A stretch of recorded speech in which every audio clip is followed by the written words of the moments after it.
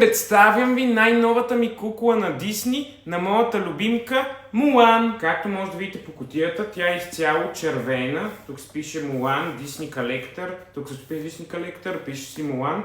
И това са изрисувани цветчета от черешово дърво. Уникално просто. Вижте, много е красива кутията. Хайде, нека я отворим. Аре бе. Тън, тън, тън. Тън, тън. Уникална. Вижте само изработката и детайлите. Сега, разбира се, ще ви я покажа и отблизо. Ето е и отблизо.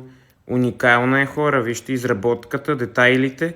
Това отзад жълтото на металото с най-различни рисунки ми е любимо. Както може да видите тук в страни, идва и със стойка. След малко ще ви покажа и сертификата за автентичност, който е зад кутията.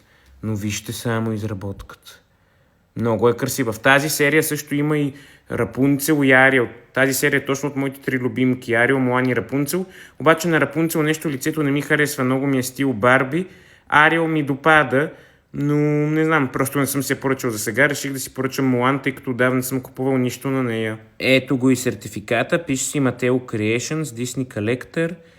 И че това е кукла от колекцията Disney Enchanted Elegance Collection.